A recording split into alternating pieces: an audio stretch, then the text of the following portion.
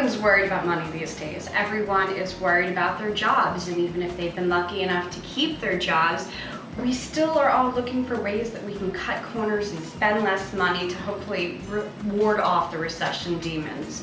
Making dinner for four for under $10, when you consider the cost of food, the economy, and the fact that sometimes a latte and a muffin can cost you around $6, I don't know.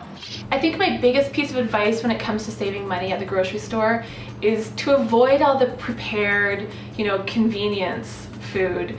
I mean, some of it isn't even all that convenient. Frozen fish sticks take 25 minutes and a fresh piece of fish takes 10.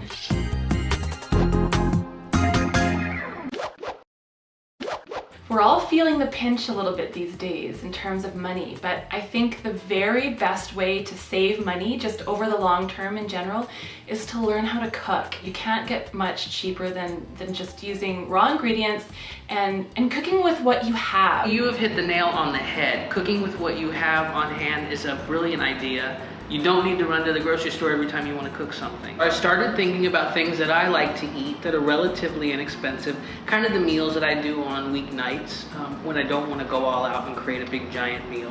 And I started thinking about eggs. So one of my favorite things is a Spanish tortilla, tortilla española, and you might be thinking about the flour or corn flatbread that you see in Mexican cuisine, and they share the same name, but they're not related at all. Spanish tortilla is basically just a frittata or an omelet.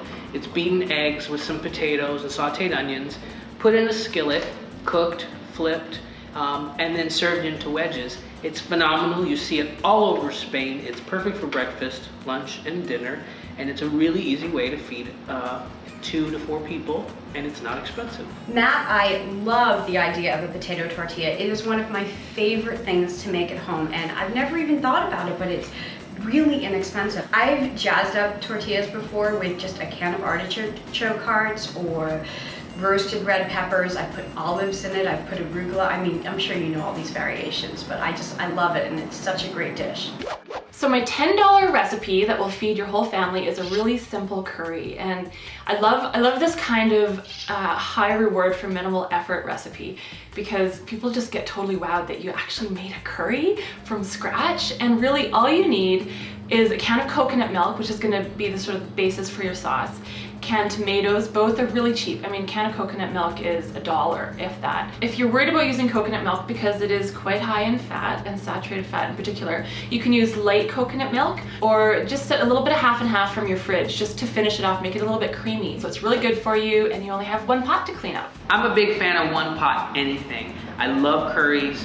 I love the fact that you can put anything in it. I'm gonna have to do this. I also can't tell you how many times I've gone to the grocery store to pick up ingredients for an Indian dish or an all-vegetable stew, and just marveled that without even trying, we managed to spend well under $10 on our groceries. My $10 meal for 4 is a pizza margherita, homemade pizza. Who doesn't like that? I know what you're thinking. Why would I want to make my own pizza dough? This is so much work. But I think that if you get it down, that first time you make it, it might be a little bit scary, but then you're gonna realize how ridiculously easy it is. And what does it cost? Like 50 cents for a batch of pizza dough? It's so easy. I actually get my husband to do it now. I'm not gonna lie, when you tell people that you're really good at making homemade pizza, they're gonna be impressed. They're gonna be a little jealous too, and they should be. It's awesome. The idea of starting with your own ingredients and doing it yourself is a really important tip. I don't think people realize that there is a cost associated with convenience, and you're gonna pay for it some way or another. I'll give you a little tip now that you're about to be a mom. You can make stuffed crust pizza using those, those cheese strings or cheese sticks. Get the mozzarella ones, or just get mozzarella cheese and cut it into sticks. And what you do is just sort of run it along the edge of the crust and roll the crust over, the dough over to encase the cheese. And then when you bake it, it gets all melty inside and you have a stuffed crust pizza. And you'll be the coolest mom on the whole block. And I'll show you how to make these recipes and more at goodbite.com.